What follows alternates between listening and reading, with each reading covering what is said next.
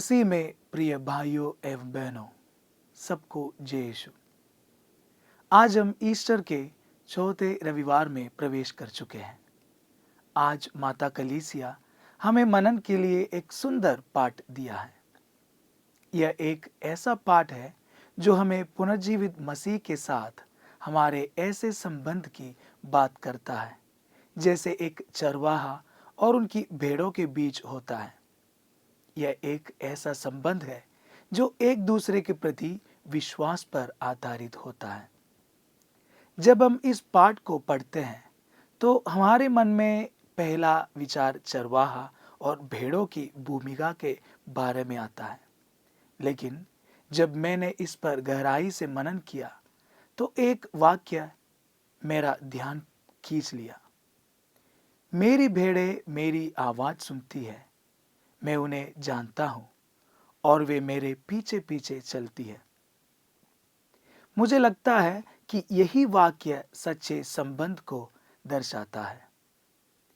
यीशु की पीड़ा और मृत्यु के दौरान हमने देखा कि सब ने उन्हें धोखा दिया और भाग गए, यहां तक कि उनके शिष्य भी।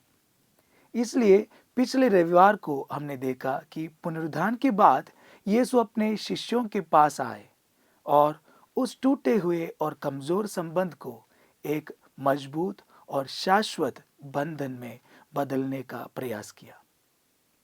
हाँ मित्रों, आज इस सुसमाचार के आधार पर आइए हम अपने जीवन पर विचार करें। हम स्वयं से यह प्रश्न करें कि मेरा अपने चरवाहे यीशु से और दूसरों से संबंध कैसा है। सुसमाचार में यीशु हमें भेड़ों की तरह संबोधित करते हैं। क्यों? क्योंकि यीशु कहते हैं, मेरी भेड़ें मेरी आवाज सुनती है, मैं उन्हें जानता हूं और वे मेरे पीछे चलती है। भेड़ों की एक खास विशेषता होती है उनकी सुनने का क्षमता। वे अपने चरवाहे की आवाज को पहचानती है और उसके पीछे चलती है। यह इसलिए जरूरी है क्योंकि भेड़ें आसानी से भटक सकता है और उन्हें यह पता भी नहीं चलता कि वे कितनी दूर चली गई। हम भी इंसानों के रूप में भेड़ों की तरह ही भटक सकते हैं। पाप करने की प्रवृत्ति हर किसी में होती है, लेकिन जब हम परमेश्वर के वचन और जीवन की घटनाओं के माध्यम से उसकी आवाज सुनते हैं तो हम उसकी ओर लौट आते हैं। आज के जीवन में यीशु जो भला चरवाहा है, हमसे कई रूपों में बात करते हैं।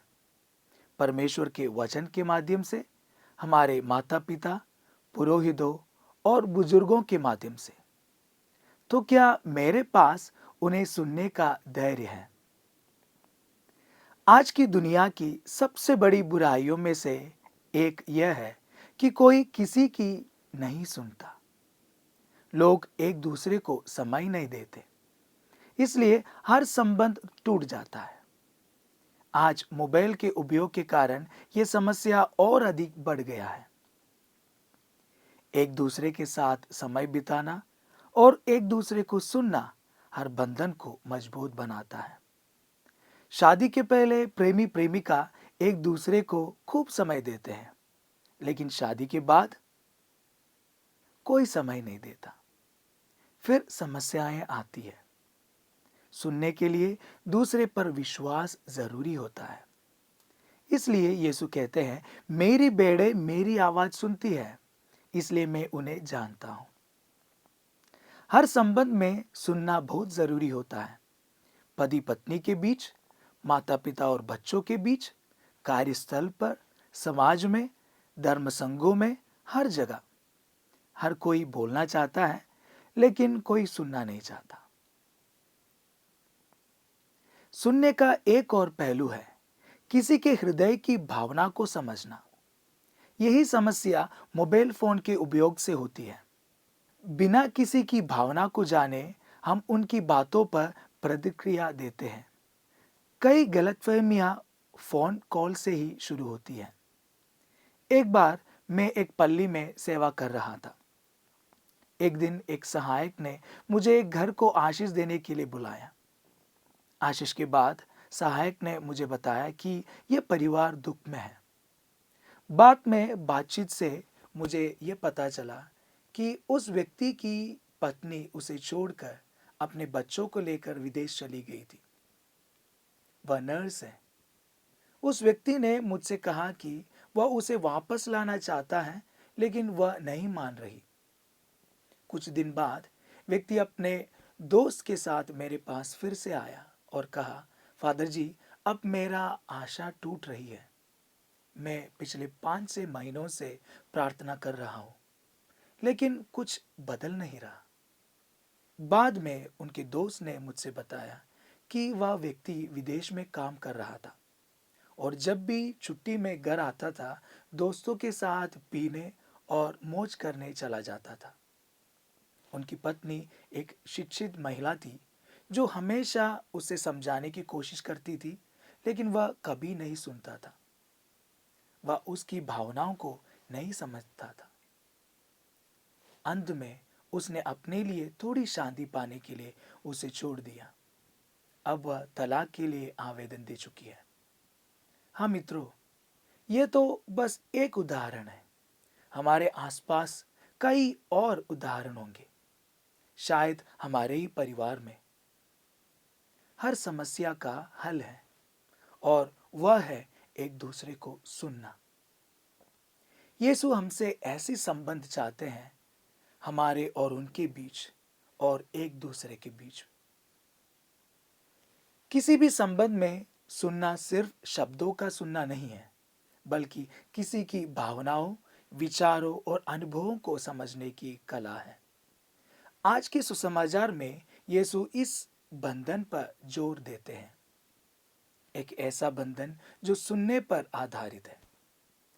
यीशु चाहते हैं कि हम सिर्फ उनकी बातें ना सुने, बल्कि उन्हें अपनी जीवन में अपनाएं, अपने निर्णयों में, अपने कार्यों में। इस प्रकार का सुनना हमें ईश्वर से जोड़ता है और हमें एक अटूट बंधन में बदलता है। जैसा कि याकूब का पत्र अध्याय 1:19 में लिखा है, मेरे प्रिय भाइयों और बहनों, ध्यान दो, हर कोई सुनने में तत्पर हो, बोलने में धीमा और क्रोध करने में भी धीमा। यह वचन हमें हर संबंध में धैर्य और संवेदनशीलता की ओर बुलाते हैं। यीशु स्वयं भी अपनी सेवा में सुनने का आदर्श उदाहरण है। संत मार्कुस का सुसमाचार अध्याय 10 में अंधा बरतिमेउस पुकारता है, यीशु दाऊद के पुत्र, मुझ पर दया कर। तो यीशु रुकते हैं और पूछते हैं, मैं आपके लिए क्या करूं? यद्यपि यीशु पहले से जानते थे कि उसे क्या चाहिए, फिर भी उन्होंने सुना, पूछा और उत्तर दिया। इससे हमें सीखने को मिलता है कि सुनना सम्मान देने का कार्य है। हमारे अपने संबंधों में, चाहे वह परमेश्वर से हो या दूसरों से, सुनना एक रूपांतरणकारी क्रिया है। भजन संहिता 61 में लिखा है, हे परमेश्वर, मेरी दुहाई सुन, मेरी प्रार्थना पर ध्यान दे।